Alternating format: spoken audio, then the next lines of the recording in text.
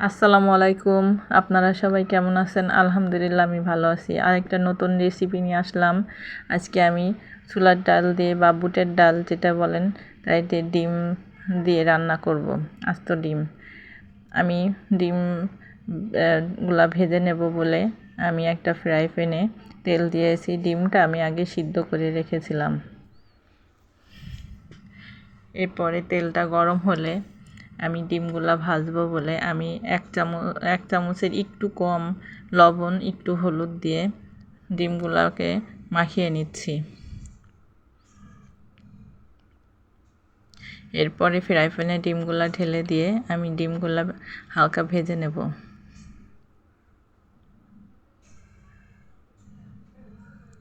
ডিমগুলা ভাজা হয়ে গেছে, আমি এখন উঠিয়ে নিচ্ছি।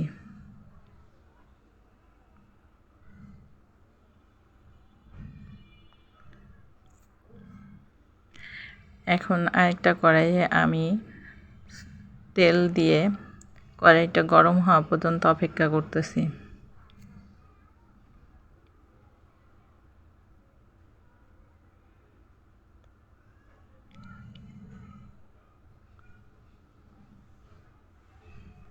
এরপরে আমি কড়াইয়ে গরম হয়ে গেলে আমি পেঁয়াজ কুচি করা আমি কিছু দিয়ে দুইটা তেজপাতা ছিঁড়ে দিয়ে এখন পেঁয়াজটাকে আমি ভেজে নেব।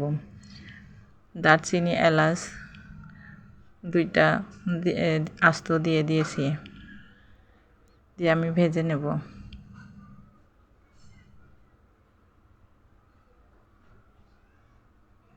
পেঁয়াজটা কালার আসলে এরপরে আমি 2 চামচ আদা রসুন ব্লেন্ডারে দিয়ে দিচ্ছি।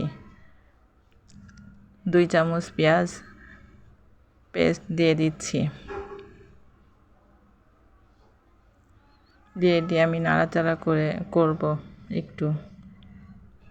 এরপরে 1 চামচ হলুদের গুঁড়া দিয়ে দিয়েছি।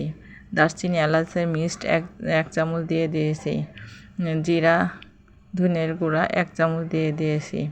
মরিচের গুঁড়া 2 চামচ দিয়ে দিয়েছি। দিয়ে আমি এখন একটু নাড়াচাড়া করব। তার আগে একটু লবণ, এর আগে আমি ডালটা সিদ্ধ দিয়েছিলাম লবণ দিয়ে, সেজন্য আমি অল্প লবণ দিয়েছি।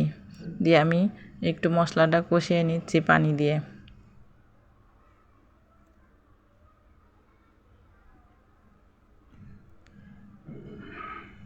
ডালটা আমি লবণ দিয়ে পানি দিয়ে সিদ্ধ দিয়েছিলাম।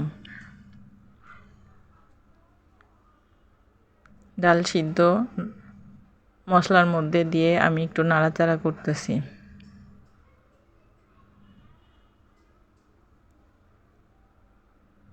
ভালো করে কষিয়ে নিব ডালটাকে।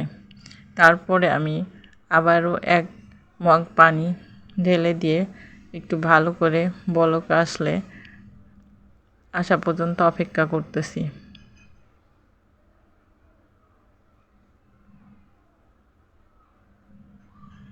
এরপরে আমি ডিমগুলা ঢেলে দিচ্ছি।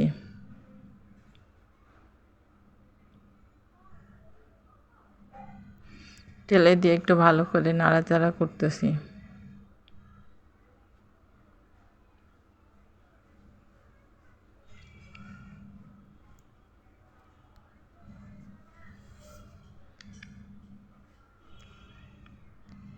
এরপরে আমি 1 চামচ স্বাদের জন্যে চিনি দিচ্ছি। আপনারা দিলে দিতে পারেন, না হলে না দিতে পারেন। জিরা গুঁড়া আর পাঁচফোড়ন দিয়ে আমি বাসায় গুঁড়া করে নিয়েছি, সেই গুঁড়া 1 চামচ দিয়ে দিলাম। 3টা কাঁচামরিচ আস্ত দিয়ে দিলাম, দিয়ে ভালো করে নাড়াচাড়া করতেছি।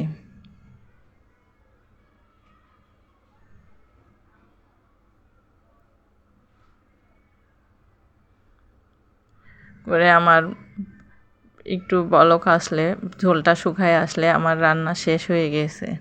আপনারা ভালো থাকবেন, আমার জন্য দোয়া করবেন। আল্লাহ হাফেজ।